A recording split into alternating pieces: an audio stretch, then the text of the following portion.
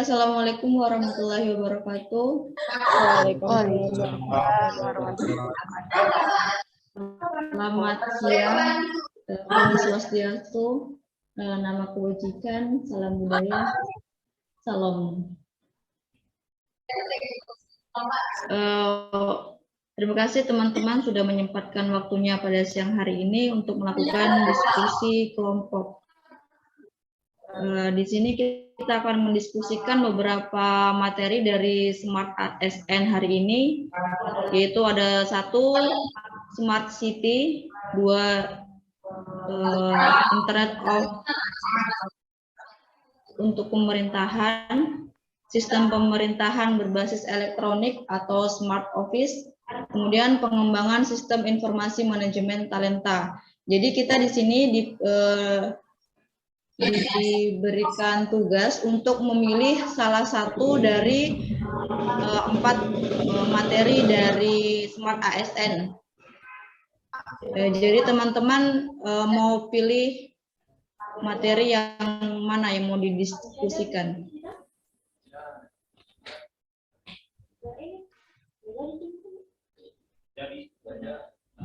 Yang itu sistem pemerintahan berbasis elektronik atau SPB, itu Smart Office.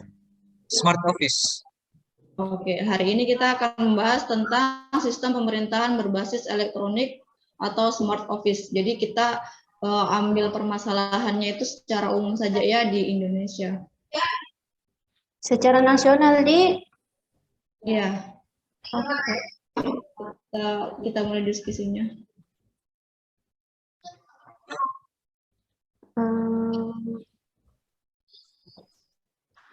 Saya punya satu isu yang pada umumnya terjadi di seluruh daerah ya kayaknya, terkait di Dukcapil. Di mana masyarakat masih belum bisa menerima tentang bagaimana perubahan sistem pendataan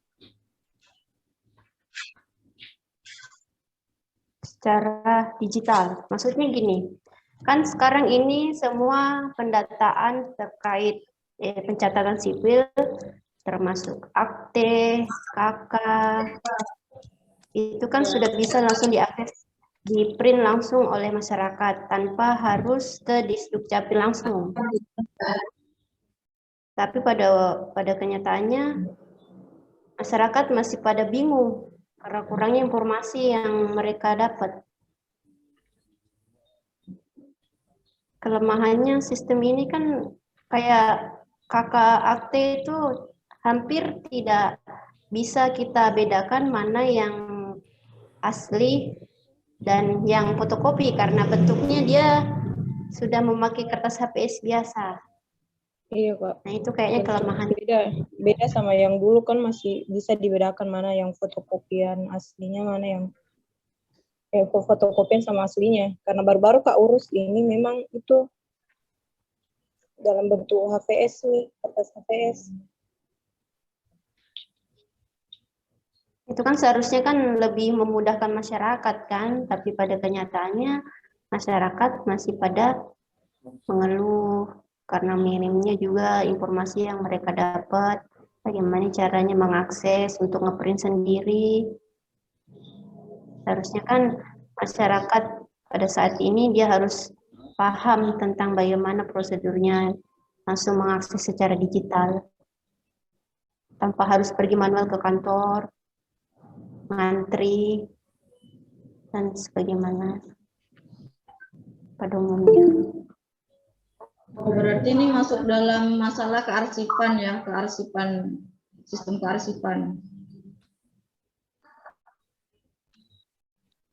Sistem kearsipan berbasis elektronik. Jadi kelemahannya itu masyarakatnya itu belum banyak mengetahui cara dan teknik-tekniknya untuk atau informasinya yang kurang ya. Sepertinya itu kurangnya sosialisasi atau pengetahuan yang diterima masyarakat sehingga masyarakat tuh belum terlalu paham bagaimana caranya mengakses gitu. Bagaimana caranya supaya dia bisa mengurus semua berkas-berkasnya tanpa harus ke Disdukcapil. Padahal kan Kemendagri kan sudah menyiapkan beberapa aplikasi yang bisa mereka akses, cuman memasukkan nomor NIK dan nomor kartu keluarga, dia bisa mengakses data mereka sendiri. Kalau mungkin Kak Rizkan ada tambahan?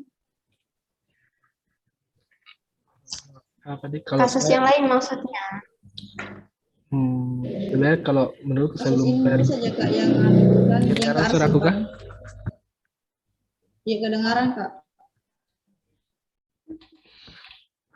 Kan sebenarnya sebelum Komdut kita sebelum bahas kita tentang kondisi e-government, kondisi ini apa saya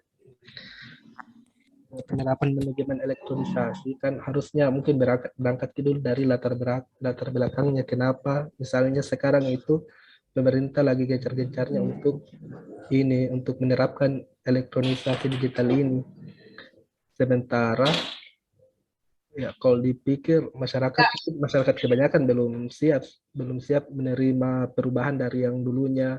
Mungkin kita masih pakai sistem konvensional terus berubah ke model digitalisasi seperti sekarang ini. Umumnya tapi mungkin kalau saya dari situ dulu sih.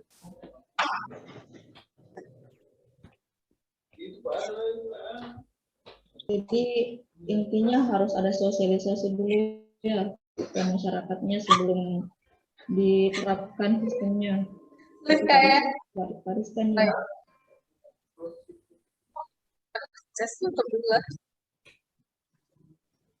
Gimana Kak ini? Yang Bapak belian, yang mau bilang kemarin. Ya, Bel- aduh, Apa yang tanya kemarin? Jual apa? Headset. Sudah?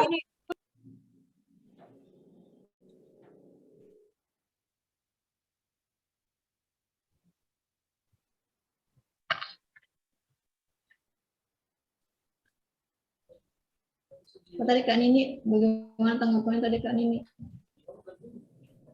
tanggapan saya tentang ini SPBE ya enggak beda jauh dari yang dibilang sama Kak Aris kan, toh kurang kayak sosialisasi, karena kan mungkin enggak sebagian orang langsung paham, langsung bisa beradaptasi dengan teknologi, apalagi kalau kurang sosialisasi, kurang inilah pembelajaran tentang digital.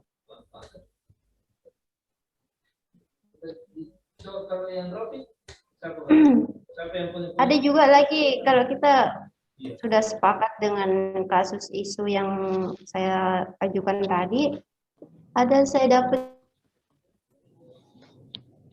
juga lagi booming-boomingnya sekarang itu terkait yang inilah penipuan yang bermodel yang menjerat beberapa rich, itu yang terkenal itu apa, Binomo. Ada kan pernah didengar itu yang ada tulang murah banget itu. Oh, yang afiliator itu. Ya, itu kan masyarakat kan banyak yang kena jadi korban kan. Iya, betul Pak. Ya. Itu kan termasuk kurangnya budaya literasi mereka untuk mengenal apa sih itu binomo sebelum dia ikut-ikut terjun ke dalam situ. Iya betul. Kurangnya budaya literasi dari masyarakat. Terus memang sih apa ya saya bilang, kalau saya bilang tuh ini juga kayaknya karena masih kurangnya apa masih acuh tak acuh begitu, dan masyarakat kita lebih memilih hal yang praktis, jadi lebih Orang memilih dapat uang gitu. ya begitu Pak, mereka mereka cuma tergiur dengan apa yang kelihatan atau apa yang dibilang sama iklan begitu. Nah, terus mereka tidak cari tahu nih apa sebenarnya ini, bagaimana harusnya ini. Padahal kan memang harus cari tahu Menjadi sebelum kita terjun dalam oh, situ. itu Oke, juga angkat itu berarti begitu kakak. ini kan sudah diangkat ini masalah digitalisasi elektronik yang Oh, termasuk Mani IP ini. ini. Oh, satu Iya. ini 4 poin, satu kasus begitu ya? Iya. Oh, Ini kan ini manipai apa masalah digital elektronik kan melalui kayak kan sebenarnya itu binomo awalnya kan apa dari pembayaran online kan kayak uang digital akhirnya jadi permanen juga itu dari awal dari ini Ya, investasi digital. Manipai. Ya, ke Mani IP itu pembayaran gitu. Karis kan Kalau saya saran, karena kan kita sebenarnya sekarang bahas tentang ini SPBS, sistem pemerintahan berbasis elektronik. Mungkin bagusnya kita fokuskan saja di masalah-masalah yang ini sih, masalah-masalah tentang penerapan berbasis elektronik di lingkup pemerintahan. Karena kan banyak contoh-contoh, kalau misalnya masalah elektronik EMAN dan IPI ini kan, contoh misalnya kayak di Sini nggak ada yang makan nih. tentang apa kak? EMANI dan IPI ini kan misalnya kayak di pajak itu masuk tidak? Kalau misalnya masuk, pembayaran iya. ini tuh, Masuk. karena kan Masuk. sekarang pajak sudah terapkan itu sistem pembayaran elektronik, jadi kita tidak mesti ke kantor pajak lagi, sudah bisa bayar pajak.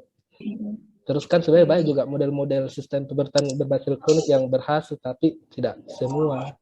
Karena contohnya juga kalau yang ini tuh yang maksudnya yang secara nyata dirasa, misalnya di ini apa dia?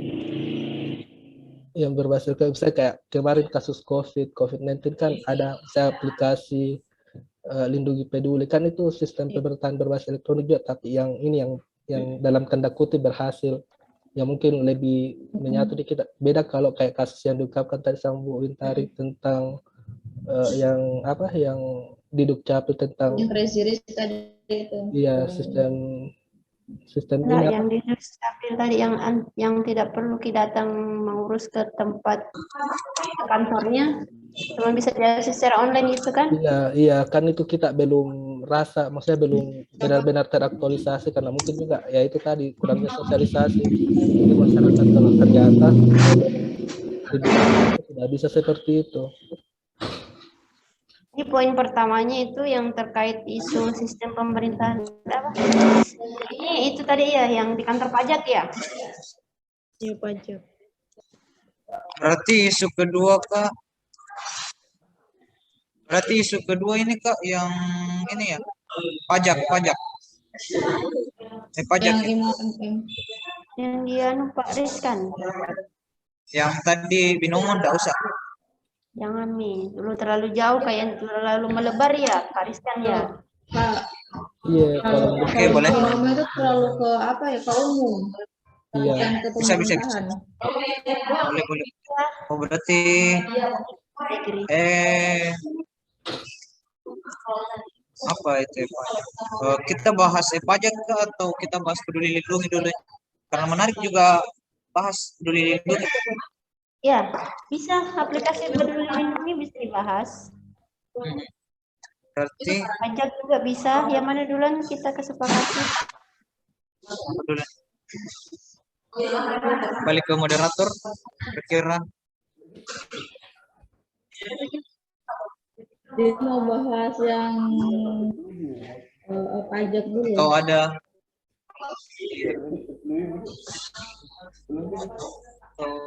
ya pajak peduli. Pajak ya. Jadi kalau seandainya instruksi langsung pakai emot saja, jadi jangan langsung bicara kondusif. Tadi bisa aja kan? Bisa aja. Iya, mana Pak? Nanti kalau seandainya mau menyampaikan pakai emot saja dulu kan biar enggak ribut. betul, betul, betul, betul, betul. Bisa bergantian toh? Ya, siap.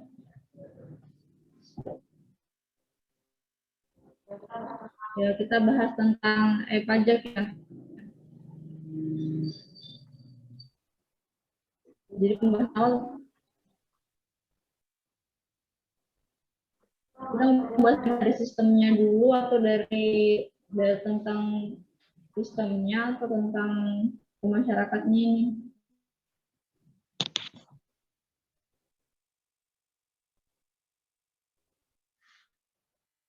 Government.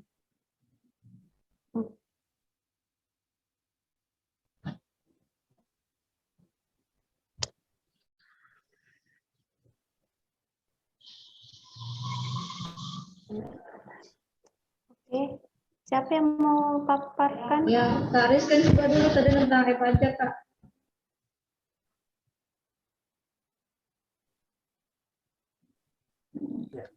Ya, apanya itu? Oke lah, saya saja lah yang terkait sistem pemerintahan berbasis elektronik dalam proses pelaporan surat pemberitahuan pajak. Itu ya, untuk itu ya, bisa kan? Iya, bisa. Oh, berarti SPT tahunan ya, Kak? Ya, kayaknya gitu ya. Kan sekarang kan nggak perlu datang melapor ke kantor pajak, bisa dilapor secara individu gitu kan.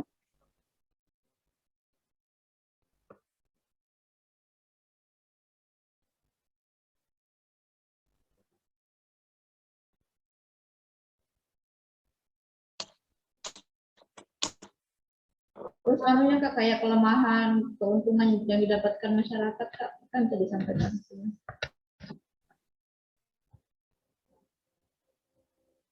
Hmm,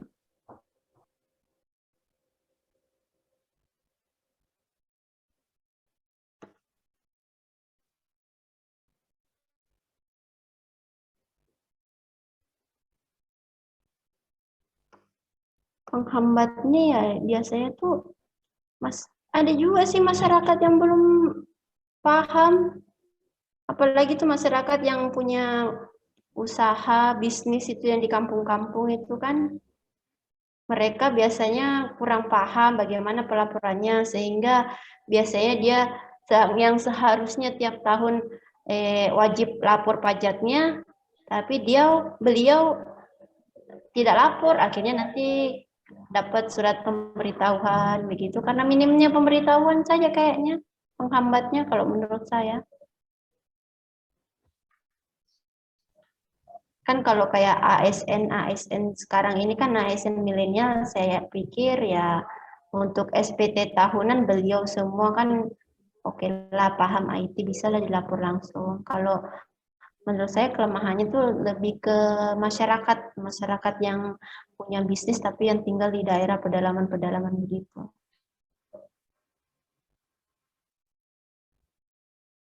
Jadi lebih ke kurangnya pengetahuan ya, pengetahuan masyarakatnya yang kurang, sosialisasi kepada masyarakat juga belum optimal disampaikan.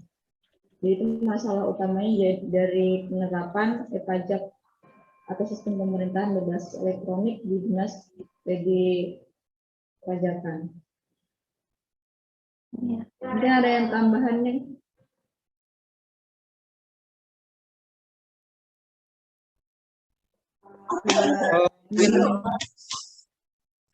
Mungkin saya sedikit tambahkan. Di samping karena kurangnya sosialisasi juga dari kalau saya sendiri sih Kak, mungkin karena pemertaan pendidikan sih juga masih kurang sih. Sebagaimana kita tahu kan pendidikannya masyarakat di daerah dengan masyarakat di kota kan pasti jauh berbeda. Nah jadi isu-isu mengenai digitalisasi dalam proses pelayanan di pemerintahan itu biasanya muncul di daerah. Nah, saya kira mungkin dengan pemerataan pendidikan bisa jadi salah satu solusi dari ini. khususnya di bidang IT begitu. Apalagi karena memang daerah itu sebagaimana kita tahu juga jaringan di daerah itu sangat tidak memungkinkan untuk dilakukannya sistem pelayanan berbasis elektronik. Itu sih kalau saya sendiri. Jadi seandainya diterapkan mungkin hanya masyarakat perkotaan ya, atau masyarakat perkotaan yang mungkin yang bisa mengaplikasikan, sedangkan masyarakat pedesaan lebih masih memanfaatkan yang berbasis manual dibandingkan yang elektronik. Intinya begitu ya.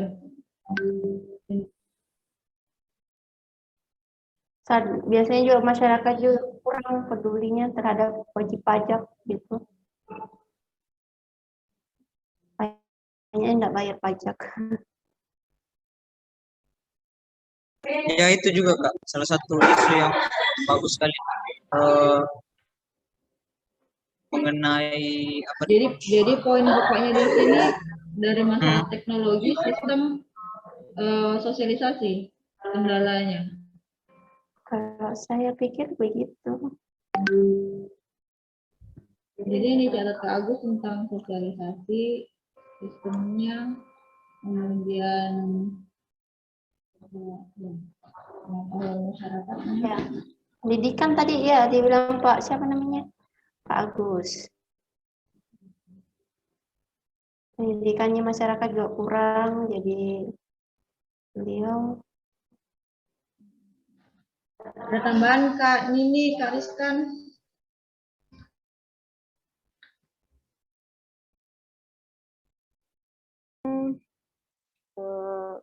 Kan kalau adanya SPT online sekarang kan kayak mengurangi juga volume berkas fisik, enggak terlalu itu nih apa bisa juga mengurangi kayak penggunaan kertas atau dokumen kan, baru juga mengurangi resiko hilangnya atau rusaknya dokumen saat disimpan. Jadi itu dengan adanya SPT online. itu kan kayak keuntungannya ya. Apa Oh ya, keuntungannya, lebih keuntungannya ya. tadi kan yang dibahas itu kekurangannya atau hambatannya ya? Hambatannya yang dirasakan masyarakat itu kan saat ini itu kan tentang susahnya aksesnya, cara penggunaannya, jadi masalah semua. Jadi kalau keuntungannya elektronik itu lebih praktis, lebih ekonomis, lebih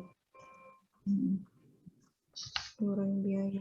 Jadi yang masalah pajak itu bagaimana Pak Agus? Itu sudah dicatat?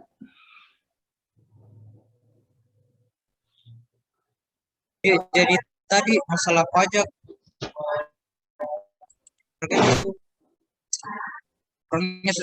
terdapat isu mengenai apa tadi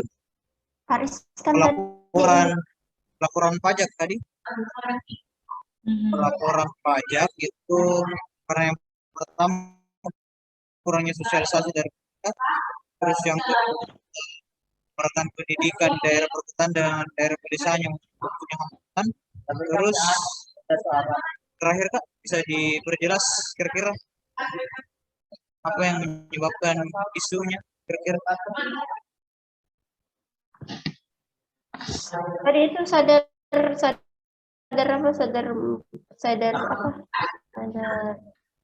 bayar pajak itu apa sih kata-katanya? Sudah ya? Membayar pajak. Sadar wajib pajak. Gitu ya. Sadar wajib pajak tadi.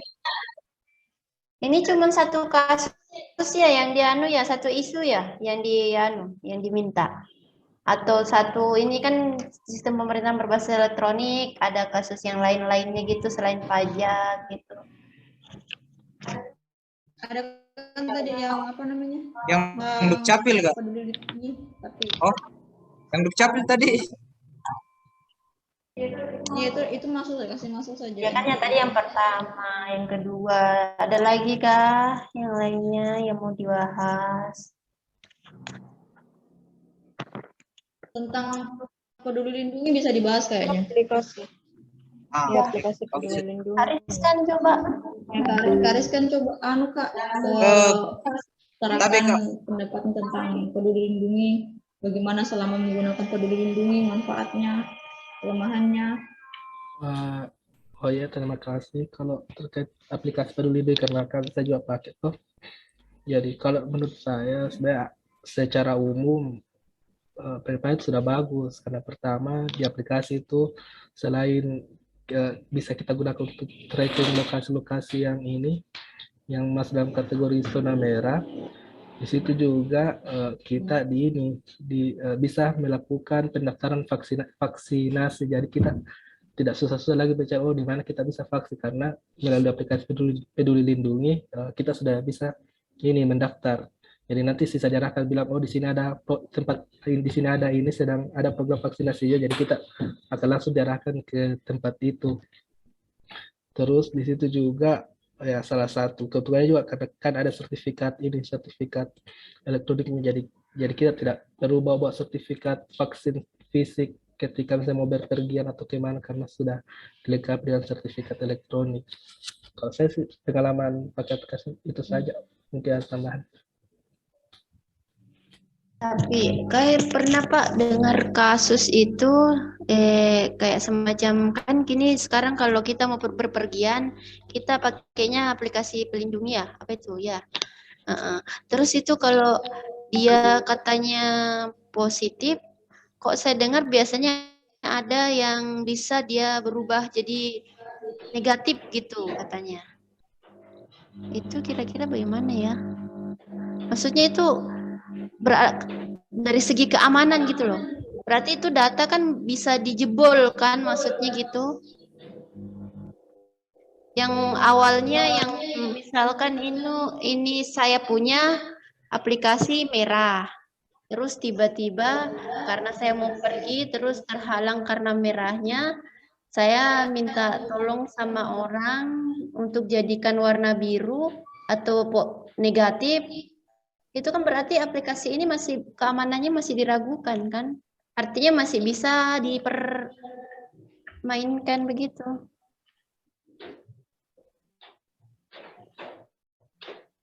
Iya, Kak. Saya juga pernah dengar sih salah yang begitu kan. Kalau saya punya pendapat hal yang seperti itu, Kak, mungkin bisa terjadi. Ya, karena kan memang fasilitas atau aplikasi Peduli Lindungi ini memang dari berbagai informasi yang saya dapatkan, kalau sinkronisasi data dan keamanan data itu masih belum bisa diterapkan 100% oleh pemerintah. Karena mungkin masalah keterbatasan di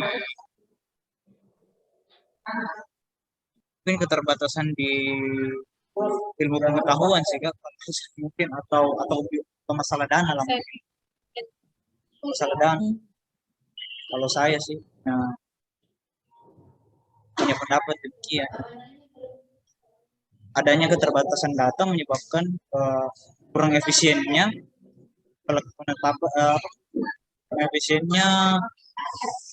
backup data iya, jadi mudah dibobol. Iya, berarti itu salah satu isu Kak, salah satu isu negatif Peduli Lindungi. Iya, jadi intinya setiap sistem pemerintahan yang berbasis elektronik itu pasti ada kelebihannya dan ada kekurangannya kan seperti itu. Jadi nanti kita bahasnya tentang sistem pemerintahan berbasis elektronik ini, kita bahas dulu permasalahannya semua, isunya kita bahas, baru nanti kita lebih ke positif negatifnya aja gitu. Nanti kita jelaskan di Word-nya kan pertama dari identifikasi isu-isu gitu terus kan pertama, karena kalau kita mau bahas di Zoom kan kayaknya nggak habis ya. Nanti kita jelaskan di apa itu namanya, di Word-nya.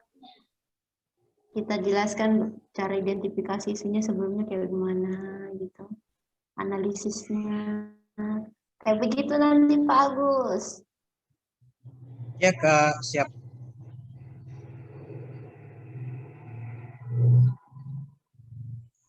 Jadi kesimpulannya,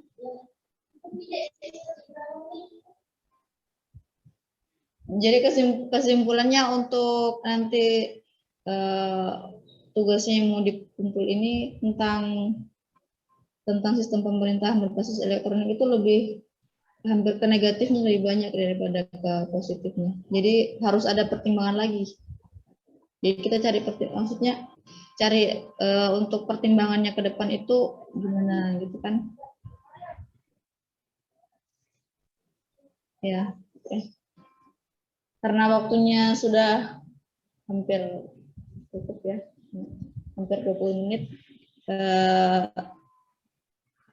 Terima kasih semuanya sudah teman-teman yang sudah memaparkan pendapatnya, meluangkan waktunya.